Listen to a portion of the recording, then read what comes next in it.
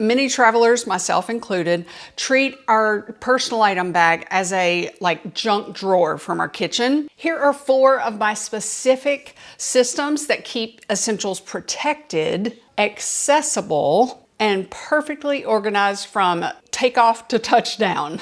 Phase 1 is the first access zone, or your tip-top layer. The secret to a stress-free flight is organizing based on when the item will be used. You should never have to hunt and peck for something in a dark airplane. I call this the 5-second rule. If you cannot find something you need in 5 seconds, you haven't packed an item. You've buried it in the wrong zone. Today, I'm going to teach you how to organize your backpack so that you are not stressed. I'm going to teach you how to organize your tote bag. Any personal item you need organized, these are the steps that are going to make you less stressed because it is now organized. I want you to think during this video, instead of packing from the bottom up, I want you to think about the zone that will work for your organization. Your tip-top layer is the first access zone, things that you would reach for before the wheels even leave the tarmac. As a frequent flyer, I have learned that this bag is a strategic command center that can actually help you. So to start, empty your bag right now and group your gear into 3 piles: takeoff, mid-flight, and emergency, so that you can begin layering them strategically when you hear the zone. If you cannot find it by touch in 5 seconds, your bag isn't messy. Your zones are just out of order. You're building a tactical command center as zone 1. Building a command center means transforming your bag from a decluttered junk drawer into a tactical system where every item is assigned a zone based on when you'll actually need it. This is where your TSA compliant clear pouch is going to come into play and be easily accessible just in case they make people take them out that day in that airport you're visiting. It'll be beside your wallet, maybe your chapstick, your identification, wherever your boarding pass is. Depending on which personal item bag you use, you are going to put your essential flight items in the outer pocket of your personal item. And here are the things that I would put in there for my flight. Number 1, my reading glasses case. Number 2, your iPad or tablet. Number 3, maybe a phone prop. Or number 4, for a long flight, you would put your power bank to plug in at the end of the flight. If you cannot find those essentials in 5 seconds, it is in the wrong spot. Another trick you could use is my newest travel hack, and that is to use your crossbody bag in the airport and vacation as a mid-flight pouch that you can pull out of your personal item when you get seated. And the number 1 most popular travel hack my Travel Tips by Laurie community members love is to wear a vest with hidden pockets. You can protect valuables in those hidden pockets. You can have essentials for your flight right at your accessible space. You're wearing them instead of packing them. Now we're moving from the surface of your bag to the strategy. So I want to give you the blindfold test. If you had to reach for your charger in a dark cabin right now, would you find it or something tangled? And here's how to fix that. I use a textured bag and then pack it in an easily accessible zone of my underseat bag. By giving it a boundary, I've stopped letting my electronics float. When they move, my organization ends.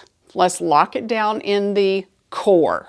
Phase 2 is the core infrastructure. To maximize space while ensuring you have everything you need, stop thinking about packing and start thinking about that zone's function. So instead of letting items float freely, invest in small packing cubes to house your gear, okay? And I do not mean to pack all of your stuff for your backpack or your tote bag in compression packing cubes. Here's what I mean. I want you to think of travel cases or travel cubes, if you will, even though it's not the shape of a real cube. For instance, all of my technology cords are going to be organized for me, and I can pack them horizontally in my bag, or I can pack them vertically. I can pack them going front ways, but I can also just use a pencil case or a Ziploc bag. You may want to use like a little case that opens up with some things you may need, like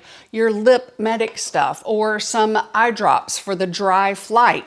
I have this little gadget that is a hard shell case, and it makes sense for me to pack my fragile earrings that are super lightweight or breakable in here, and I'm also protecting them from getting stolen by keeping them in my personal item bag in the middle zone. You can even just use a pouch like I've done before.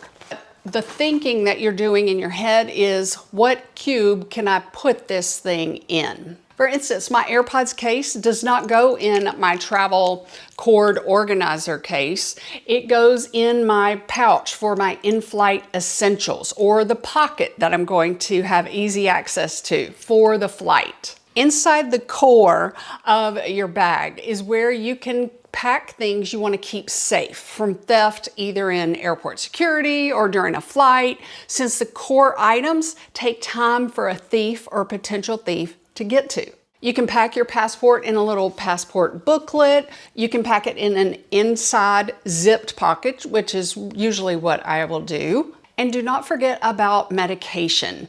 One travel tip that I use is I usually will separate my daily organizer pill thing into separate days, because I can slide those things into little empty pockets of space. And I have the ones I may need for an all-night flight with me with my AirPods in my essentials pouch for easy access. The rest of my essentials will be packed in my carry-on suitcase. One question I want you to ask yourself for your item, like a passport maybe. Do you need a case for it, like I did my cords I'm going to use on vacation? Or can those fit, or can that one item fit in a pocket that is the same shape as it? For cords, no. For a passport, I don't need that extra bulk of a passport booklet per se. Many of you love to use it. If you do, that's fine. I can fit my passport into a certain pocket that is that shape, but I'm not talking just about passports. I'm asking you to consider things that you need that might be the same shape as a pocket your bag already gives you. If you do want to shop anything from this video, if it's not Amazon, it should pop up in the bottom left corner here, and that will take you directly to the website. You can shop, read dimensions in details for you while I keep talking. Now we will shift our thinking from organizing to insurance. Here is the double duty secret. I never pack an item that only does one thing. Phase 3 is where your packing cubes turn into literal furniture. Phase 3 is the extras zone. This is the extension of your suitcase. For those skeptical of organization, here is where the strategy pays off. You're going to treat your underseater as a strategic extension of your suitcase. If there is extra room in your personal item bag, do not just fill it with stuff. Fill it with a contingency plan. One way that I am prepared for anything is I pack 2 shirts, 2 pairs of undies, and a pair of socks in a compression packing cube. And I will have that in case the airline loses my luggage. Here is the pro traveler hack. You're going to pull out the compression cube mid-flight and use it as lumbar support, or a pillow, or even a cushion to sit on. Many of my viewers need a cushion, and they are looking for an inflatable one. So if any of you have a high quality one that does not deflate from a person who's over 100 pounds sitting on it, please let us know. I just think there's no way it would work, but some of you have found it. One question to ask yourself is there another cube that I can pull from my carry-on suitcase, opening up more space in there, and also pack it in my personal item bag? Because I have it in a zone that I will not need during the flight. It's tucked away maximizing the space that I have in my organized personal item bag, and I've taken something out of my suitcase. Now we're going to prepare for other stress points, mainly for most passengers is airport security. Phase 4 is safety and TSA compliance. Packing liquids is usually a pain, but it's gotten so much better because most airports have newer technology and they don't ask you to take out your liquids bag anymore, but we still are compliant. By the way, I have a free download in the ... more paragraph for you that gives you a visual of your personal item bag that you can write in what you think you might need in that zone. I call this the post-TSA shuffle. The biggest mistake happens after those gray bins. I'm going to show you my 60-second swap move after airport security. My travel tip is to move your liquids bag from your personal item and put it into your carry-on suitcase after airport security. And here is the way that I do it, and it will 99% of the time work for you. Now that you've gotten to your gate, you've gone through airport security, you've fought traffic and rude people to get to this vacation seat, ready to board. In that boarding area is when all of your items inside your suitcase have settled down a few inches because of the creation of gravity. If you unzip your carry-on suitcase, you now have space for a liquids bag at the very top with that extra room.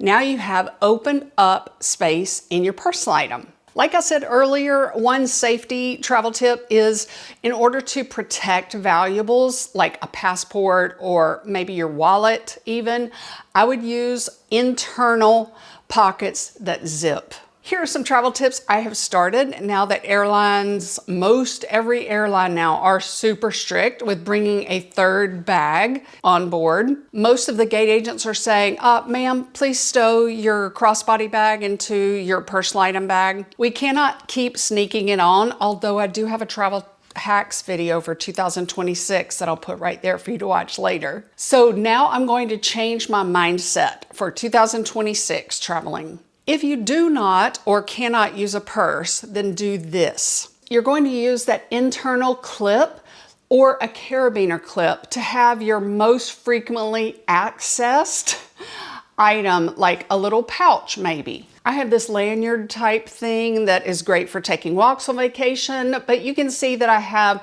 a couple of my credit cards that I need, my identification, and a rental car key would fit down in there, or like chapstick. One travel tip is that you cannot wear it in airport security. You could keep that tethered to the inside top access zone. When I do not wear a crossbody bag to get into the airplane, I rely on my underseat bag.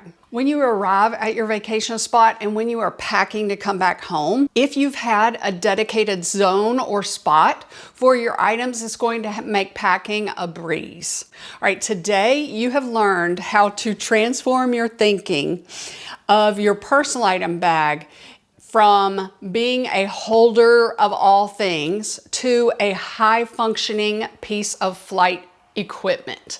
With these tips, you're able to just think about your items in a different way, but make them work for you when you need them during your flight or trip. All right, thanks for your time.